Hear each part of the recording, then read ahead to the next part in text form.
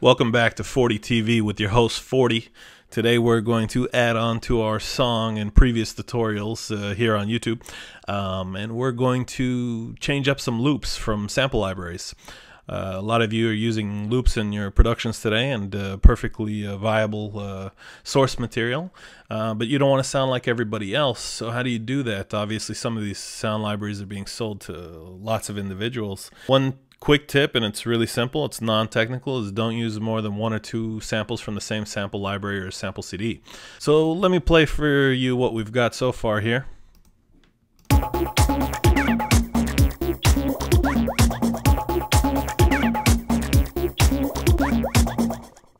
So we added a little Vox stutter, we've got some funky effects and a djembe loop. I'll show you how we created those. I'm going to go ahead and delete these, start from scratch. Return our transport back to 1-1. So this second loop right here is our Vox loop. We're going to go ahead and drag it over here to an empty track. We could have alternatively pressed Command T or Control T on a PC to create a new audio track. We're going to select this track, press Command R or Control R on a PC, and we're going to call it Vox loop. This loop is a little busy for our track or for my taste. So one of the things that I'm going to do here is we're going to cut out some of the Vox. To do so, you can do that in a lot of different ways.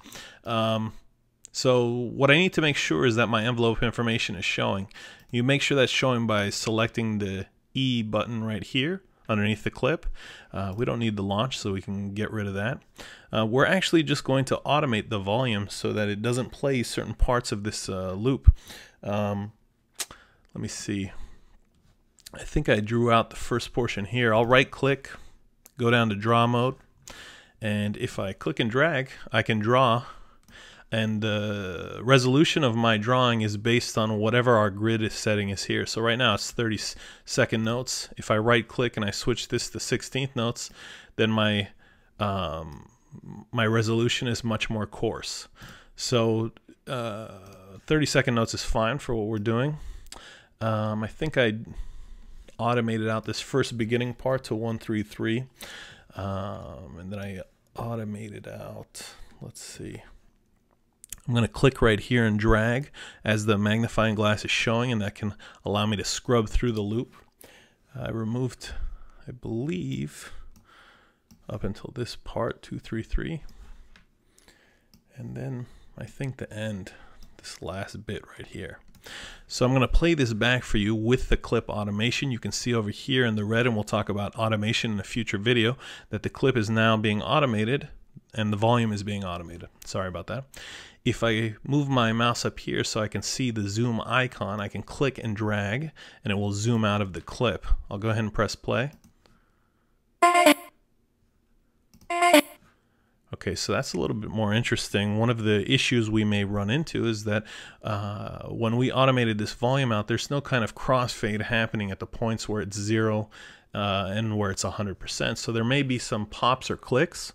In order to get rid of those, let's switch right here to the audio effects area of this clip's properties, and we'll add a plugin, a delay. You're free to use whichever delay you like.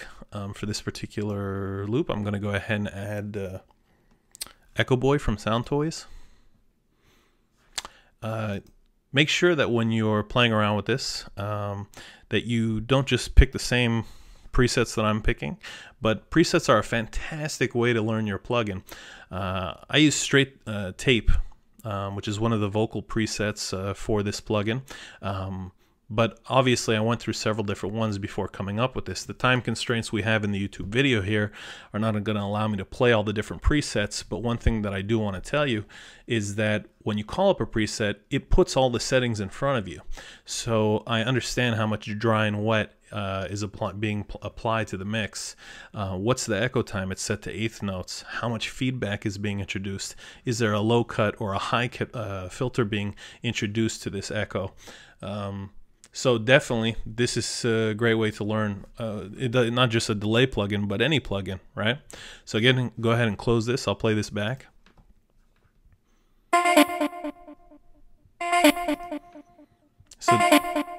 So definitely at the end of that loop, we're not going to hear any pops or clips because of the delay. Definitely added some interesting sound to that particular loop. Doesn't sound like the original. I'll switch back over here and let's add our funky effects.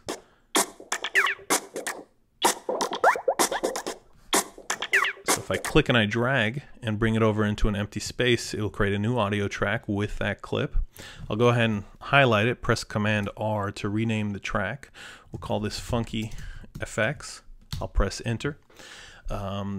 And you heard what it sounded like when I auditioned it over here. If you didn't hear that, make sure you click on the headphone icon. It's illuminated blue, unless you've changed your Ableton Live's color scheme. But I think it still would be blue if we change the color scheme. So one of the cool things about, I didn't automate anything on this particular clip, but one of the cool plugins out there, if I switch over to my plugins, Sugar Bytes makes a plugin called Effectrix.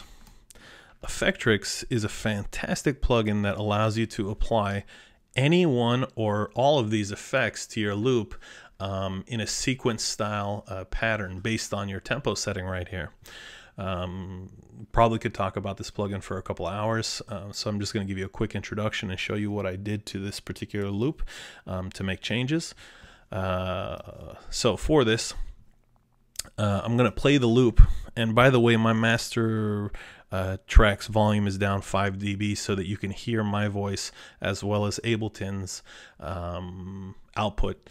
Otherwise, you would never want to drop your master clip's volume. All right, so I'm going to go ahead and press play, but first let me close Effectrix. I'm going to stop all the clips, make sure I'm only playing funky effects. Bring the Effectrix back up by clicking on the wrench icon right here. Just for a quick example, I'll go ahead and draw in a reverse.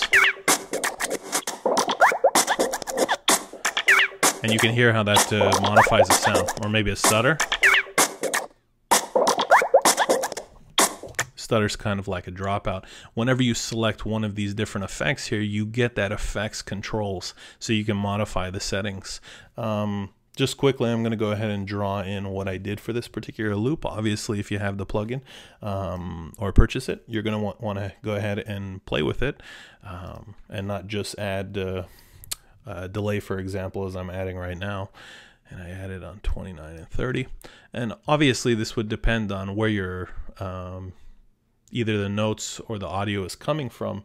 The track would determine what you're going to the placement of these values and the lengths and so forth. But it's definitely, this is a fun plugin to play with.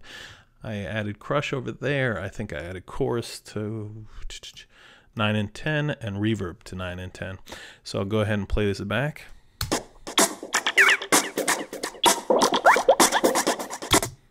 So kind of cool. Let me turn the effect off so you can hear how it sounds with it off. And then with. So for this, obviously we didn't change it that much, but I do want to add a compressor because some of the sounds are not peeking through. I'll switch back to Ableton's effects up here. I'll make sure I'm under audio effects and then compressor. I'll click and I'll drag. I'll select my attack time to be 0.35 milliseconds. My release to be 5 milliseconds. I set my ratio to 3 and I had a -11 threshold. So here's how that sounds. Pretty cool. All right, let's add the next track. I wonder if we're going to get this tutorial under 15 minutes. I don't know. All right, switching back over, we've got this djembe loop. I'll go ahead and drag this clip onto the track we just created. I'll go ahead and select it. I will press Command R, Control R on a PC and type in djembe. Djembe is an African drum. I did draw in some clip automation here. And I think what I did is I took out some of the tonal parts of this djembe. If you notice that the waveform here, it looks definitely very percussive, and over here where there's some more jagged lines, this is tonal information. This is not always the case, but if you listen into it in this loop, then you would hear in this particular loop that that's the case in these areas. I went here and I took out, let's see, let's make sure this is set to volume by clicking on this button right here. And I'm going to draw out, let's switch back from 1/64th grid. We'll switch back to 30 seconds, or 30-second notes. It's 1/4-2 to 1/4-3.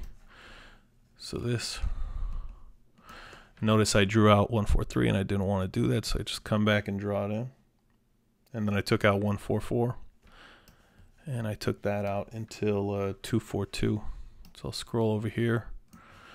And it's beyond where we can see, so I'll keep drawing that out. And 2/4-2 would be right here.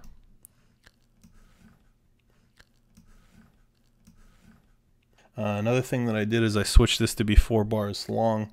I'll do that in a second, but I want to show you this cool plugin called CamelPhat by Camel Audio.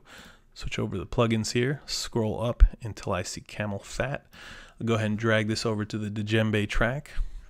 CamelPhat is a pretty cool plugin that has tons of different effects on it, but the coolest part about this plugin is it allows you to randomize the features. So if we're playing this, let me push play here, and I press randomize.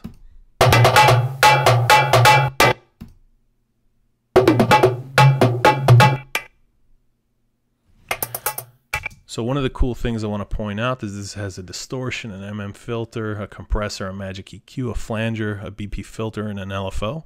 Not all of them are on, but as you hit randomize, you'll notice that some things get turned on, settings get changed. Cool way to come up with some new sounds. So what I ended up doing, you want to find a good starting point. So you may go through the presets and find one that sounds pretty cool to start with. Like I picked Bad Beat, for example. Play that, randomize till you find something you like. I'll switch back up here and I'll go to load preset. I called this one Djembe Crazy. And this is what it sounds like now. So that's pretty cool. Let's go ahead and switch back to Ableton's effects. I did add a beat repeat. And that beat repeat, what I did is I set the interval to 1/4 of a bar. I left my grid to 16th notes, and I changed my decay to 35%. So by changing the decay, the beat repeat gets softer in the trail. Let me go ahead and press play.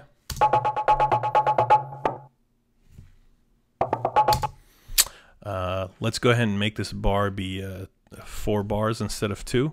I need to go ahead and show the sample information. That's that middle button right here. When I select that, it shows the full sample information. Change the length from 2 to 4. It creates all this empty space here. That's totally cool. We'll go ahead and drag the end of the loop out to 511, so it's a 4-bar loop. I'll switch back over here to the djembe, and I want to add a compressor. Drag this compressor in. I'll go ahead and set the attack to 0.2, the release to 5, the ratio to 3. I've added a 5 dB knee and a -21 dB threshold. This is what it sounds like. Alright, so I'm definitely an additive mixer.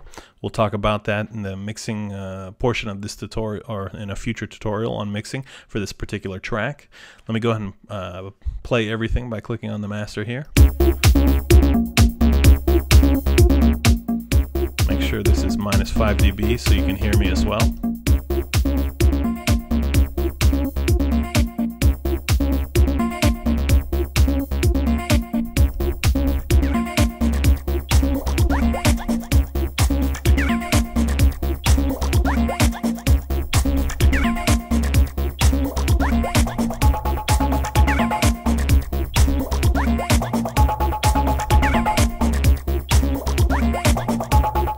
Maybe somewhere here.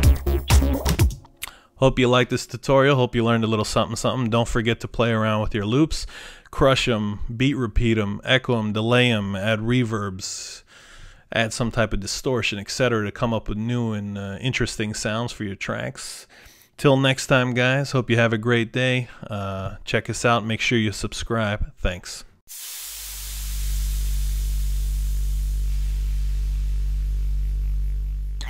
Peace.